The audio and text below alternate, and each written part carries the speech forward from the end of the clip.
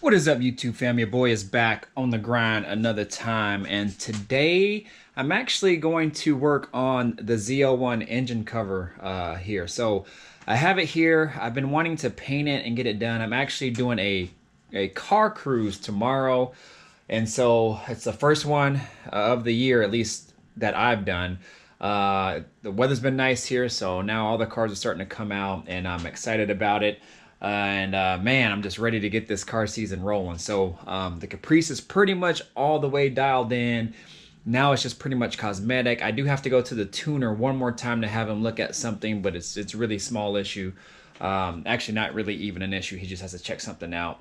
But other than that, I mean, it's just all cosmetic from here. Tomorrow's going to be cleanup day on the car and everything. But I've been wanting to paint this LSA engine cover. So I'll flip this camera around and I'll show you guys what I'm talking about. All right, so here we go. Oh, ooh, what's this? You guys stay tuned for this build right here. But this is a engine cover I bought off eBay. I have it pretty much all dialed in. It fits on the engine really nicely. I just had to cut right here. And what I'm gonna do right now is just kind of clean up this area and just make it nice and neat. And then I had to cut right here to clear another portion of it. I might just leave it as is. It doesn't look too bad. I'll just probably just, again, clean it up, make it look nice and neat. And what I'm going to do is under my hood, I have a GM blue, and what I'm going to do is I'm going to clean it all up, use some degreaser, purple power. Well, the steps I usually take is I use purple power, then I use simple green, then I use soap and water, and then I rub it down with alcohol. While I'm cleaning it, I'm actually going to use a red Scotch-Brite pad. So because a little bit better to scuff it up first and then go ahead and paint it. I might use a little bit lighter pad actually, because I don't know how the red Scotch-Brite pad is going to do on this. It might actually kind of scar it and then make it look nasty. So I might use a kind of like a more non-abrasive pad. It'll still scrub it really good, but that way the paint will have something to stick to when I'm ready. So I usually just scuff it with that while I'm cleaning it, kind of kill two birds with one stone. So then I'm going to spray some adhesion promoter on it, being that this is plastic. It'll help the paint to stick. And then my plan is to scuff these areas up just a little bit, these letters right here. And then, as you guys can see, it's silver. So instead of trying to mess with masking everything off and painting it, what I'm going to do is, I don't know if you guys seen those metallic Sharpie pens. They're just regular Sharpies, like this right here, just a regular Sharpie, except they're a metallic silver that looks just like this. And I've used those in the past for doing small jobs like on interiors of my car. So you know how like sometimes the bezels and little emblems and things like that are silver or they come white. I've used those markers before to outline and they look almost chrome. It's kind of crazy. So I think I have a different style marker that might actually be a little bit better for that. But anyways, that's my plan, just to kind of go over that and get that shine back on the lettering. And then I'm going to go back over it with some clear, and then I think we'll be set. So again, I'm just going to clean this up really quick. And then before I'll do this first, then clean it up and then go ahead and get it ready for paint.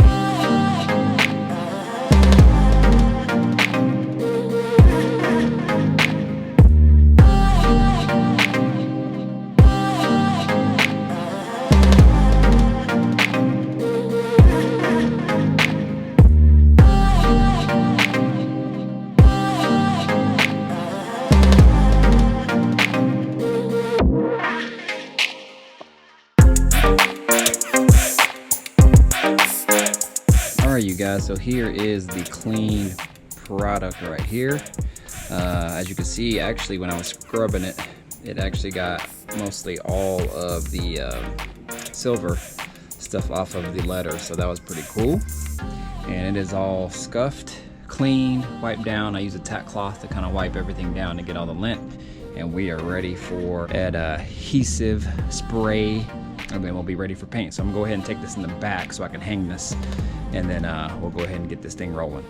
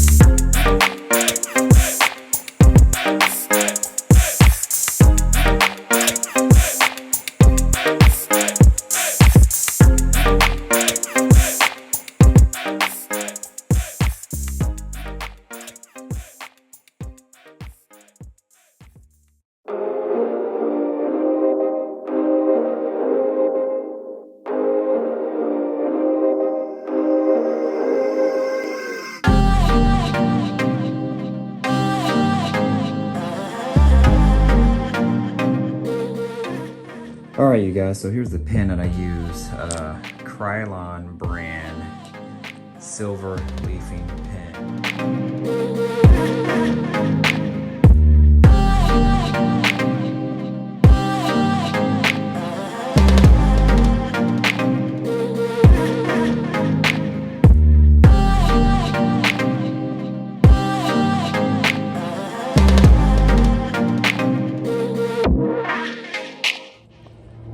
Alright, YouTube fam, I got the first coat of clear on there, and man, this thing is turning out nice. In the sun, you can really see the lettering pop, man. I am really, extremely happy with how these letters came out. I mean, I couldn't really ask for anything better. I mean, the only thing is if it was a little bit more smooth, you can see the strokes from the brush, but you know what, I kind of like that. And from looking at the previous gray that was on it before, it almost looks similar in a lot of ways, just kind of like a rough brush stroke on there. Let's see if I can, it's still wet, so I'm trying not to touch it, but let's see if I can turn it in the sun for you guys. But yeah, look at that, y'all. That looks really good. There's one imperfection, and I was mad about this because I was doing so good on this whole thing. And right there, between the H, you guys can see that? Right there. Ooh, right there. I was going a little too fast, and it slipped off the H and kind of hit that. So that kind of bums me out, but other than that, it turned out really extremely good. And then 3 clear coats to make it shine. Oh yeah, all the clear coats is on. It's looking real good, y'all. Real good. But this might be the best one of any like intake that I've ever done. But you get better with time, right? And reps. So yeah, y'all, that's looking real good.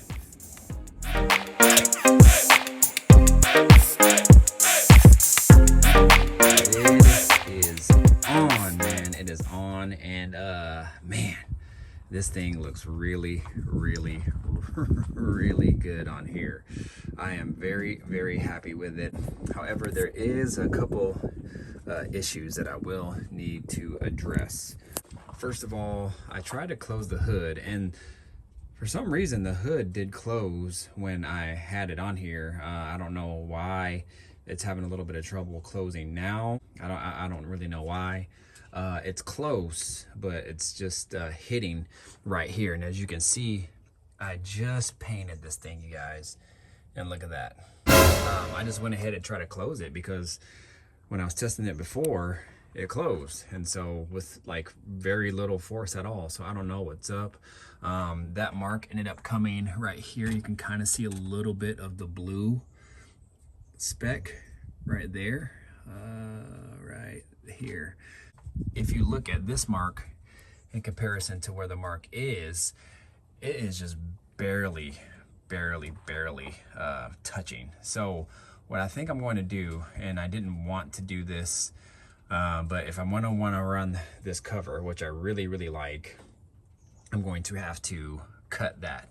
And I'm not gonna cut too much. I think what I'm gonna do is cut it till about maybe here. So like right here. And I'll start with this portion first, so you can see it has a little lip that goes down to the next portion. I don't want to touch that yet, because I want to see if it will clear just by cutting this, because that could be the difference between a 1/2 inch and it'll close, maybe another 1/2 inch or so more if I need it.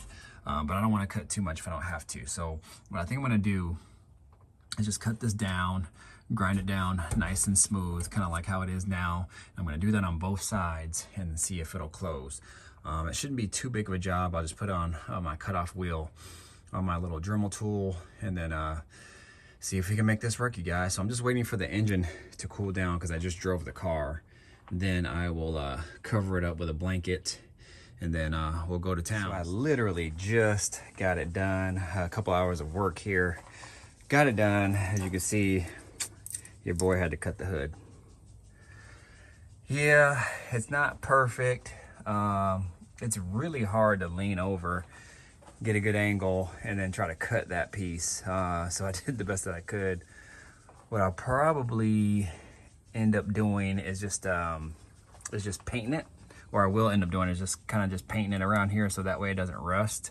Maybe I'll try to get some color matching paint or black or something like that. Not a big deal. It's for what it is and the angles that I had to try to get this and the type of cutting wheel that I had to use. I think that's pretty dang good. But the main thing is it cleared. Originally I said I was just gonna cut the one here and not the other step, but I ended up having to because it ended up hitting, I believe, this piece in the back. So I went ahead and had to cut it.